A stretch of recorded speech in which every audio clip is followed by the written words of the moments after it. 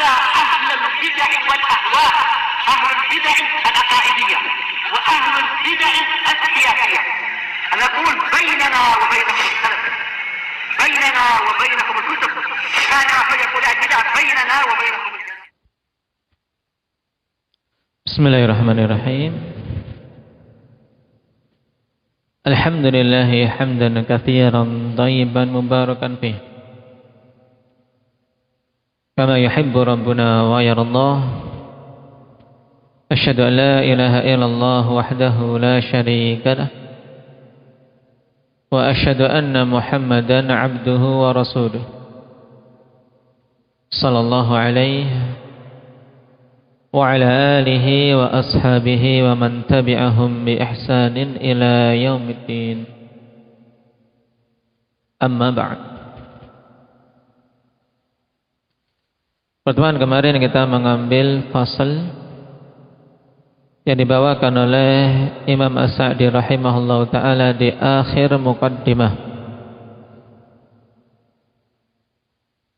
yang fasal ini dibangun di atas hadis yang agung dari Abdullah bin Umar radhiyallahu anhuma. Sebelum kita lanjutkan, iqra'ul hadis.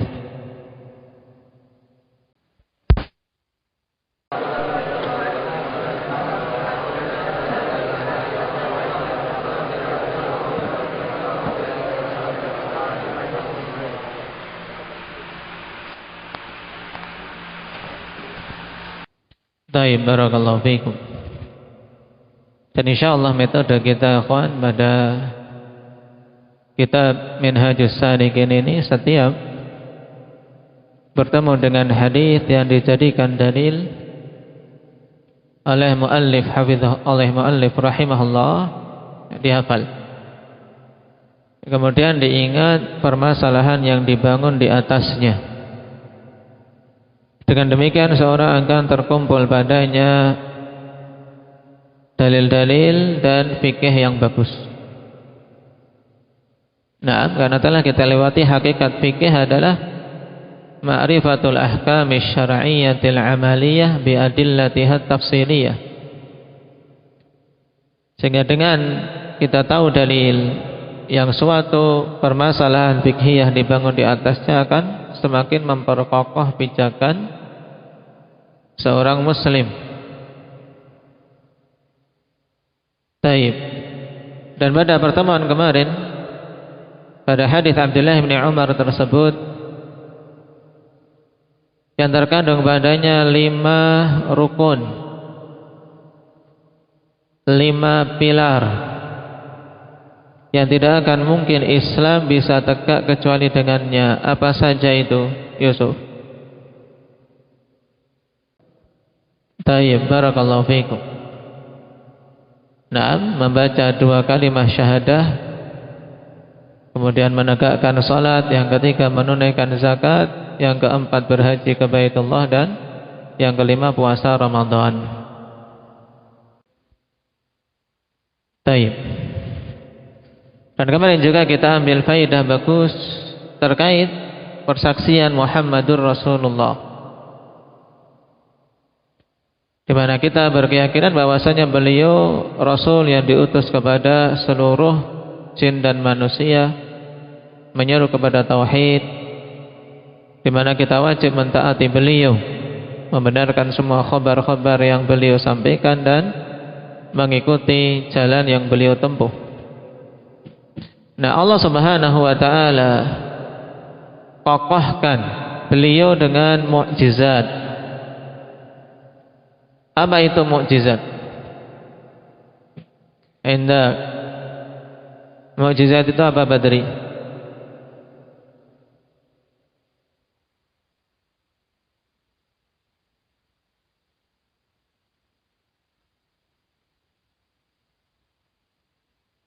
Taib. Amrun khaliqun lil 'adah yudhirullahu ala yadir rasuli tasdiqan lahu wa ta'idan. Itu perkara yang di luar kebiasaan, yang Allah nampakkan melalui tangan Rasulnya untuk membenarkan dan mengokohkan Rasul tersebut. Dan di sana ada ungkapan yang lebih bagus dari istilah mukjizah. Apa itu? Syukran.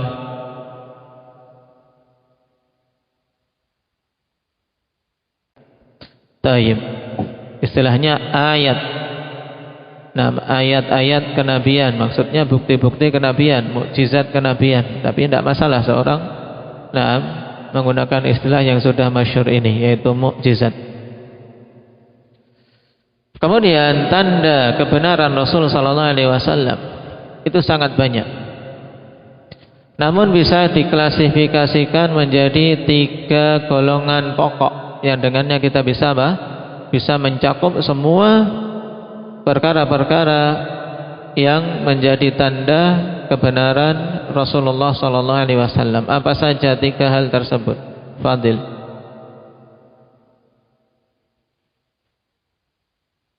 Yang pertama yaitu sifat yang ada pada Rasul berupa sifat-sifat utama, sifat-sifat khusus, akhlak yang agung yang tidak akan ada kecuali pada orang-orang pilihan Allah.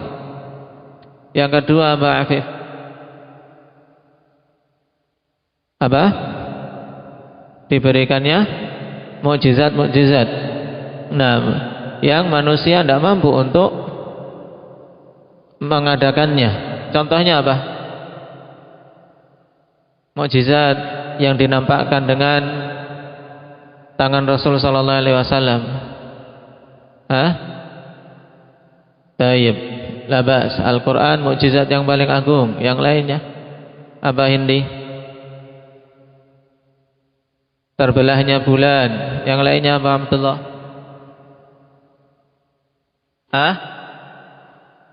Tayyib. Nah, memancarnya air dari sela-sela jari Nabi sallallahu alaihi wasallam. Yang lainnya apa? Umam. Dari mukjizat Nabi sallallahu alaihi wasallam. Banyak. Nah, tayyib. Sembuhnya mata Ali bin Abi Thalib dengan ludah beliau. Ya. Kalau ludah kalian malah tambah infeksi. Nah, yang lainnya apa? Isnan.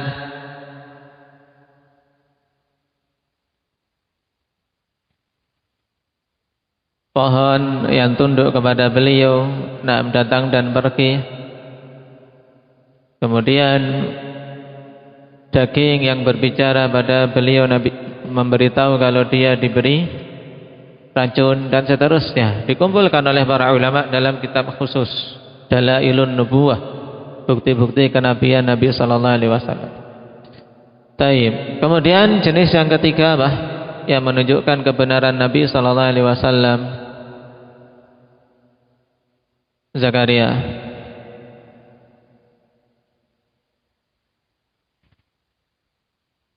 Nah, yaitu perkara yang terkandung di dalam syariat dan agama yang beliau bawa berupa petunjuk dan kebenaran.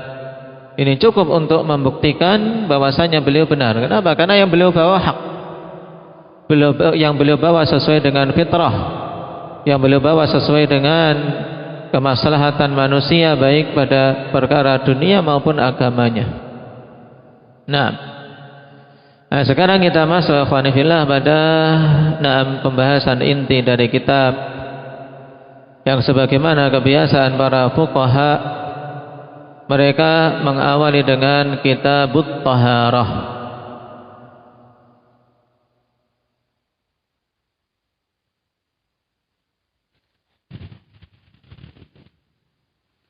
Diawalinya kitab-kitab fikih akhwan dengan pembahasan ini dikarenakan perkara ini merupakan perkara pokok untuk seseorang bisa melakukan ibadah yang sangat utama di dalam Islam, yaitu salat.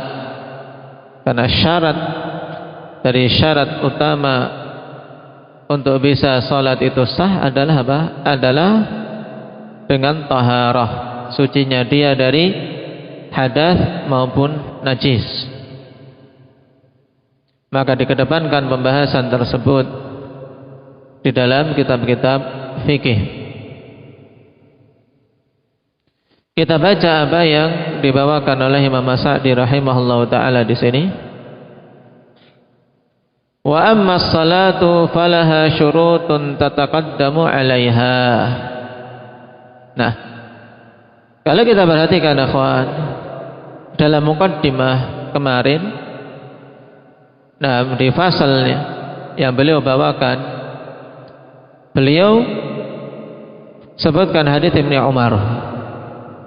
Dan insyaallah taala kitab ini juga susunannya dibangun di atas susunan apa yang disebutkan dalam hadis Ibnu Umar radhiyallahu anhuma tersebut. Makanya beliau bahas secara ringkas pada pembahasan yang kita baca kemarin tentang dua kalimat syahadah, ya kan? Syahadah la ilaha illallah dan syahadah Muhammadur Rasulullah. Dan telah kita bahas apa makna keduanya dan konsekuensinya. Nah, sekarang kita masuk pada rukun yang kedua, yaitu salat. Nah, cuman salat ini memiliki syarat yang harus diwujudkan sebelum seorang menunaikannya. Nah, syarat itu harus ada sebelum seorang menunaikan salat. Makanya Syekh langsung mengatakan di sini wa ammas shalah, menunjukkan ada apa? Gandengan dengan sebelumnya, masih nyambung dengan yang sebelumnya. Kalau yang sebelumnya berbicara tentang dua kalimat syahadah, maka sekarang akan masuk pada pembicaraan tentang salat. Adapun salat, ya, yang merupakan pilar kedua dari pilar-pilar Islam yang disebutkan oleh Rasul sallallahu alaihi wasallam dalam hadis Abdullah bin Umar tersebut, beliau mengatakan falaha syurutun tataqaddamu 'alaiha. Adapun salat, maka salat ini memiliki syarat-syarat yang harus ada sebelum seorang menunaikannya. Ya, sebelum seorang menunaikan salat harus terkumpul syarat-syarat tersebut. Syurutun tataqaddamu 'alaiha, maksudnya syarat-syarat yang ada sebelumnya, yang mendahului salat. Perhatikan catatan kaki nomor 1. Fa syurutus salati hiya ma yajibu laha qablaha. Sebab syarat-syarat salat yaitu segala sesuatu yang wajib untuk salat tersebut dan harus ada sebelum salat. Nah, berarti kalau sebelum salat belum terwujud syaratnya, maka salatnya sah enggak? Hah? Abdullah Hafid? Enggak sah. Ini makna syarat. Jadi dia harus ada sebelum perkara yang dipersyaratkan. Nah,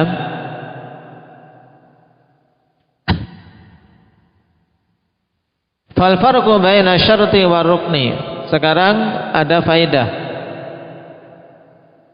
Nah, perbedaan antara syarat dan rukun. Nah, ini penting akan apa? Karena dalam pembahasan fikhiyah akan kita lewati banyak permasalahan pada ibadah-ibadah disebutkan ini syarat ibadah, syarat ibadah salat, atau syarat puasa, atau syarat haji, ada syarat-syaratnya. Nah, demikian pula ada istilah yang namanya rukun. Maka kita harus bisa membedakan antara syarat dan rukun. Lalu perbedaannya apa? Anna syarta qabla al-ibadah wa rukna dakhiluha. Ini perbedaan yang mudahnya. Syarat itu sebelum ibadahnya. Jadi syarat harus ada sebelum ibadahnya. Walaupun pada waktu yang paling singkat yang bisa diwujudkan, yang penting syarat tersebut ada sebelum ibadah.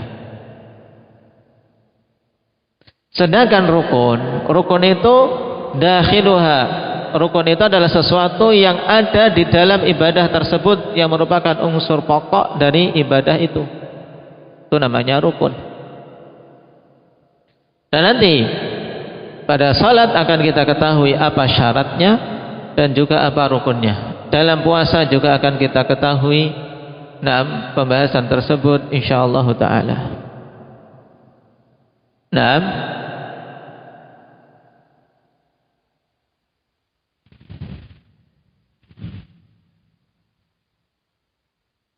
Nah, sekarang untuk syarat salat ada berapa? Dikatakan di sini wahiya sittah. Dan syarat-syarat salat itu ada 6. Tentunya kita berbicara tentang syarat-syarat salat yang dilakukan oleh seorang muslim. Karena kita berbicara tentang hukum-hukum syar'i yang dilakukan oleh seorang muslim. Oleh karena itulah kalau sebagian fuqaha menyebutkan muslim atau menyebutkan Islam, ini berarti dia memaksudkan syarat secara umum dari salat yang dilakukan oleh semua manusia. Maka ditambahkan Islam. Ini jelas syarat pokok untuk semua ibadah. Karena semua ibadah tidak akan bermanfaat kalau dia belum masuk ke dalam Islam. Cuman yang kita bahas di sini kan syarat salat yang dilakukan oleh seorang muslim itu ada 6. Yang pertama an-niyah.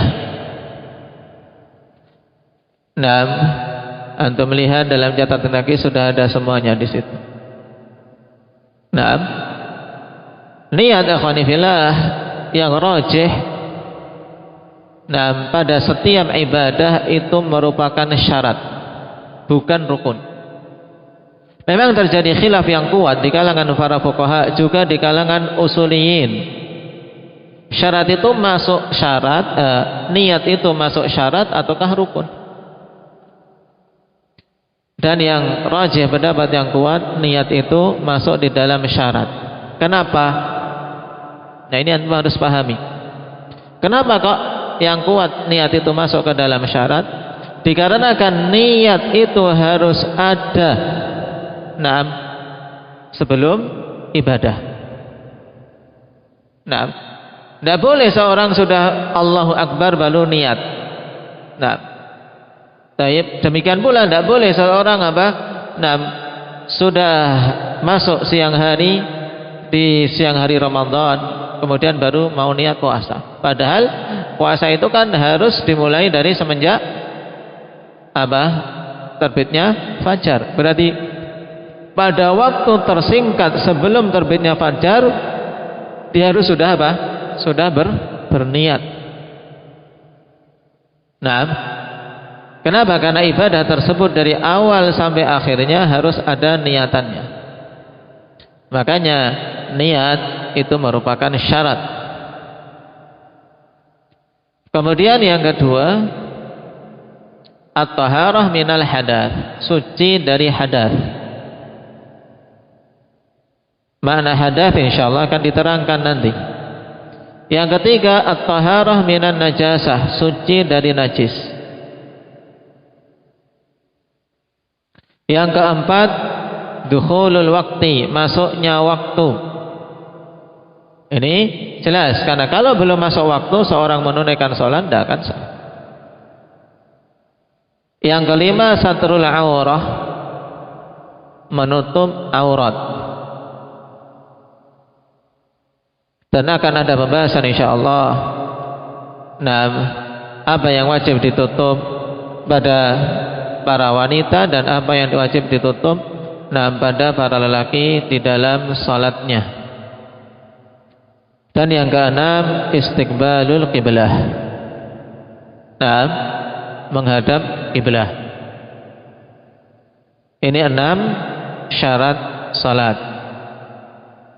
Taib yang kecil-kecil yang tidak memiliki kitabnya nanti mencatat. Taib. 6 syarat salat, dan di sana ikhwan ada syarat umum untuk semua ibadah. Kalau 6 ini kan syarat khusus untuk salat. Makanya sudah disebutkan syarat umumnya. Ada apa? 3 syarat umum untuk ibadah.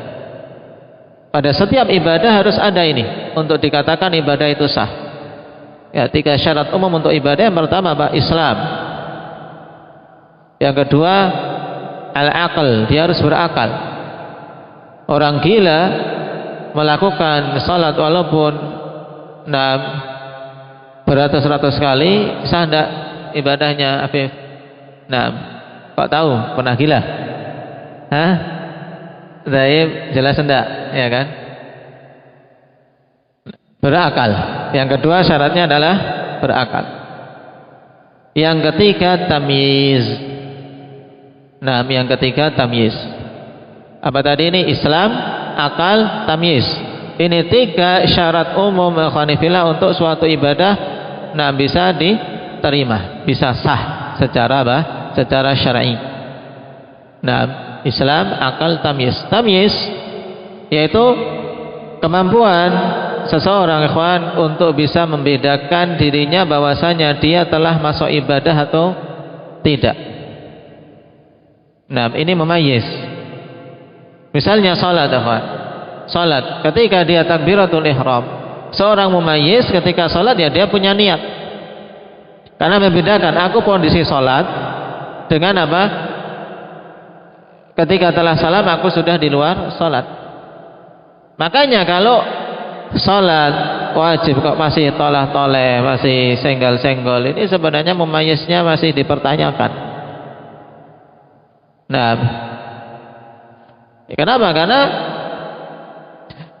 seorang mumayyiz dia sudah bisa membedakan aku sedang sholat, dan aku di luar sholat bisa bedakan. Kalau aku sedang sholat dia punya niat sholat, berarti ketika sholat dia harus tahan diri dari hal-hal yang membatalkan sholat.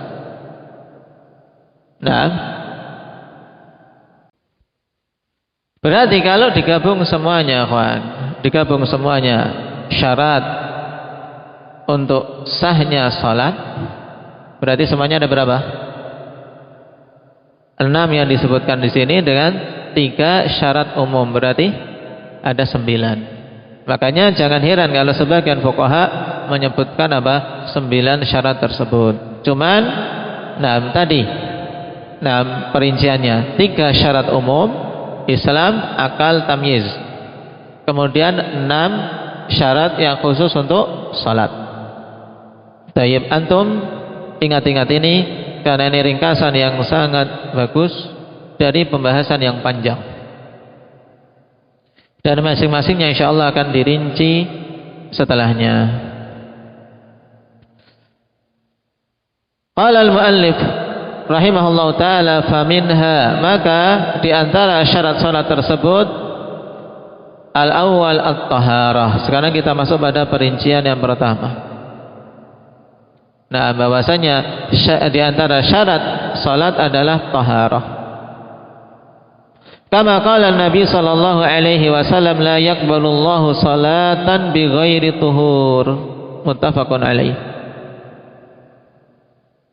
Sebagaimana sabda Nabi sallallahu alaihi wasallam, Allah Subhanahu wa taala tidak akan menerima satu salat pun tanpa bersuci.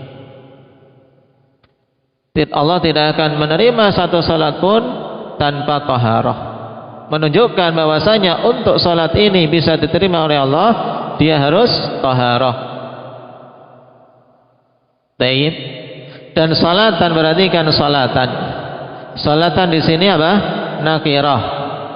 Nakirah dalam konteks nafi, memiliki makna umum semua salat. Salat wajib, salat sunnah, salat jenazah. Salat-salat apapun yang dilakukan oleh seorang muslim maka tidak akan Allah terima kalau tanpa taharah. Ini hukum asalnya. Tayyib. Tidak keluar dari hukum asal ini kecuali dalam keadaan darurat, ketika tidak didapati alat untuk taharah sama sekali. baik itu air ataupun debu. Nah, ketika tidak ada air, tidak ada debu untuk tayamum, maka di sana hukumnya lain, insyaallah pada tempatnya kita membahas hal tersebut. Nah, sekarang apa itu taharah? Perhatikan. Qala wat taharatu hiya raf'u ma yamna'u shalah min hadatsin aw khabath. Yang dimaksud dengan taharah yaitu raf'u ma yamna'u shalah, mengangkat perkara yang menghalangi salat. Kalau ditanya yang menghalangi salat itu apa? Hadath atau khabath. Makanya dikatakan di sini min hadatsin atau khabath. Jadi hakikat taharah adalah mengangkat segala sesuatu yang menghalangi sahnya salat yang berupa hadath atau khabath. Apa makna hadath, apa makna khabath? Insyaallah akan diterangkan. Sekarang antum ingat itu dulu makna taharah. Wa dzalika bi isti'malil ma'i awit turab. Dan taharah tersebut dengan menggunakan air atau menggunakan debu. Wa sayati ta'riful hadathi wal khabath, dan akan datang penjelasan tentang pengertian hadath dan pengertian khabath. Jadi apa makna taharah? Apa makna taharah, Isnan?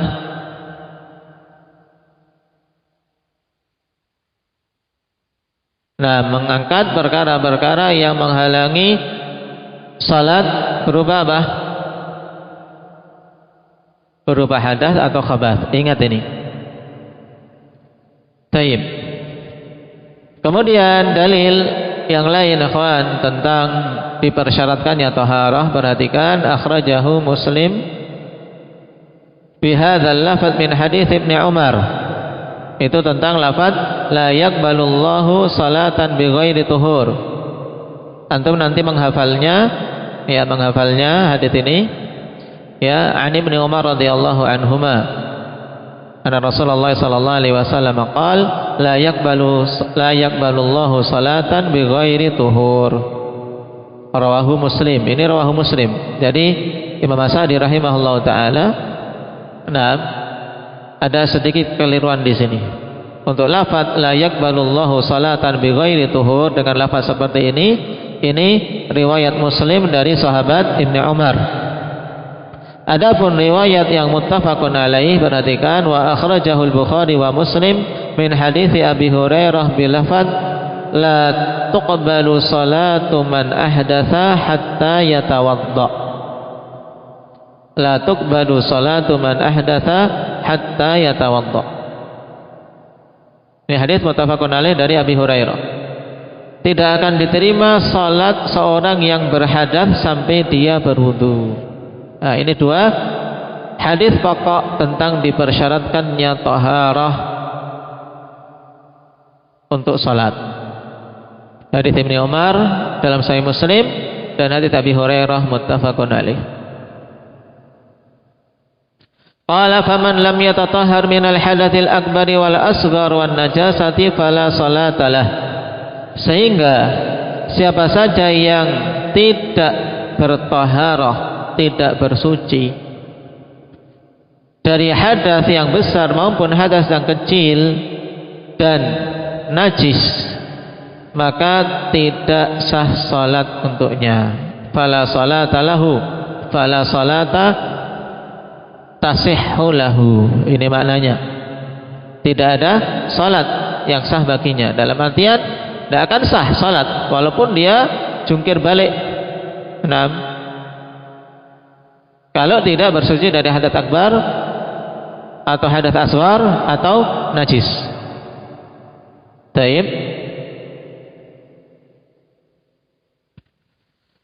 Perhatikan catatan kaki nomor 4. Wa taharatu minal hadatsil akbar takunu bil ghusli.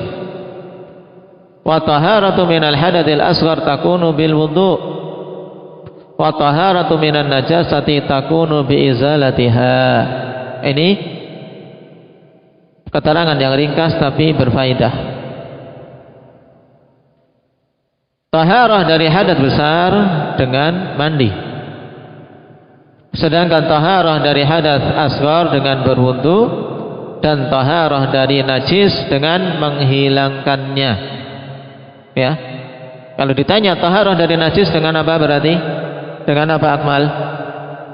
Menghilangkannya. Taharah dari hadas akbar dengan apa Mujahid? Mandi. Taharah dari hadas asghar dengan apa Abdullah? Hadas asghar dengan berwudu. Baik.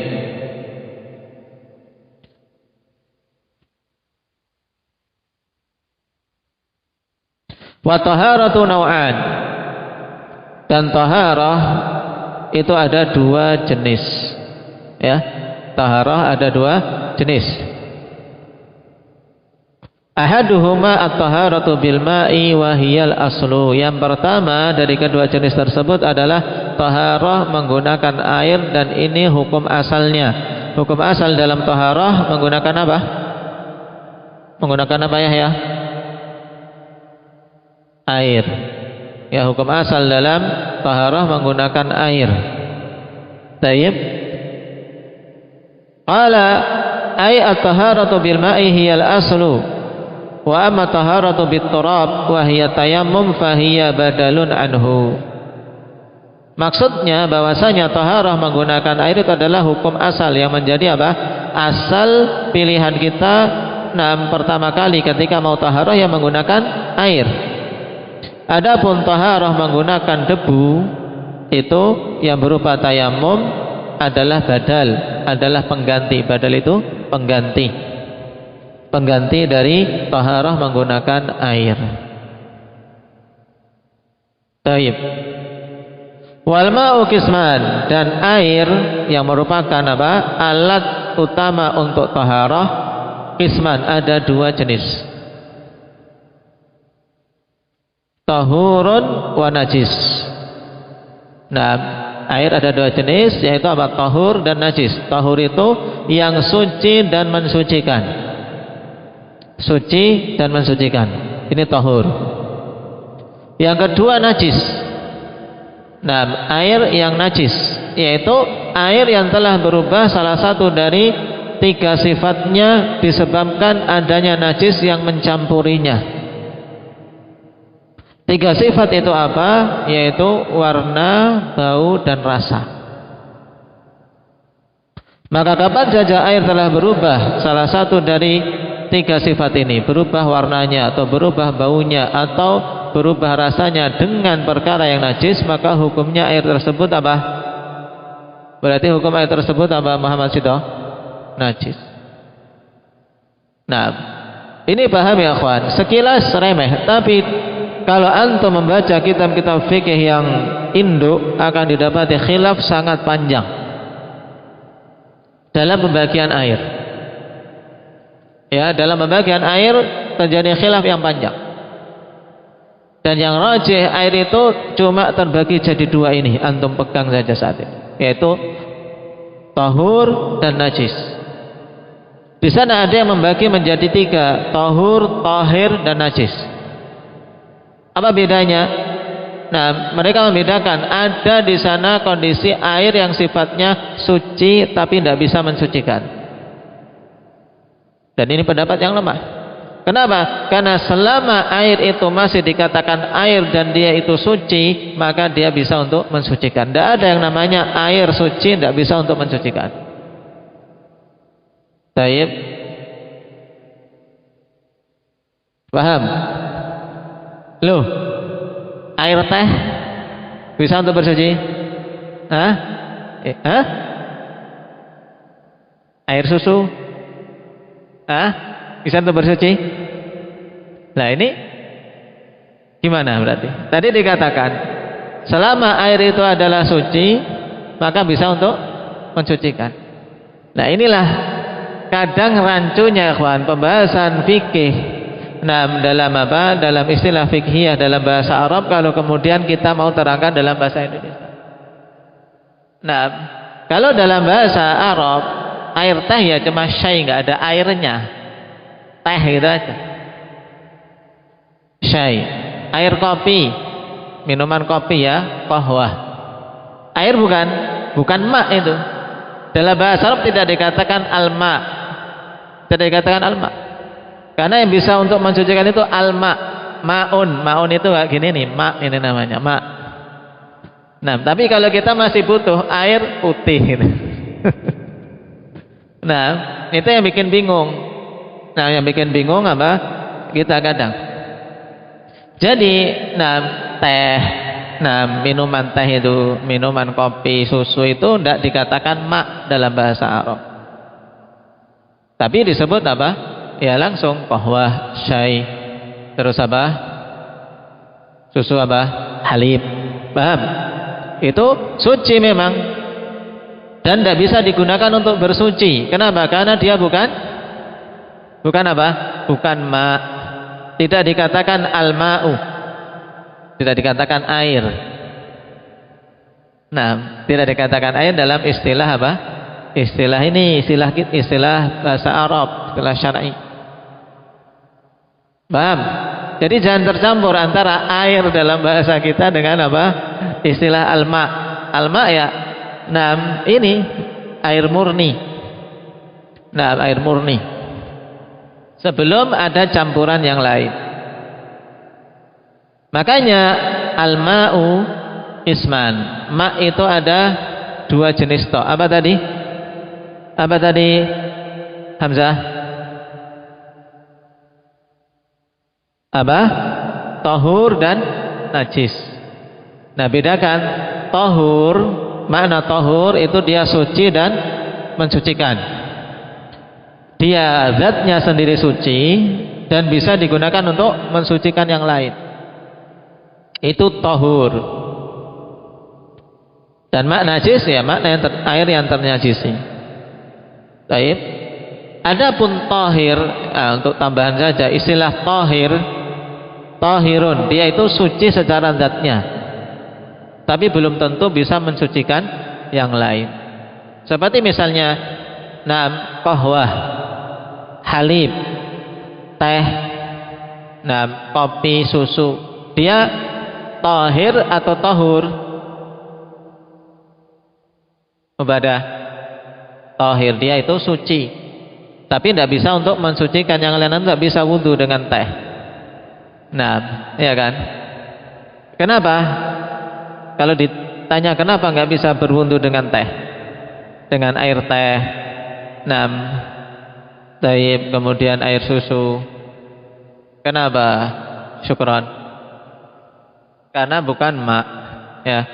Karena bukan masuk kategori al-ma, kategori air yang sifatnya tadi tahur. Taib, sampai sini dipahami dengan baik ikhwani fillah. Insyaallah kita lanjutkan pada pertemuan berikutnya tentang perincian air ini. Naktabi bihadza subhanakallahumma hamdik asyhadu an la ilaha illa anta astaghfiruka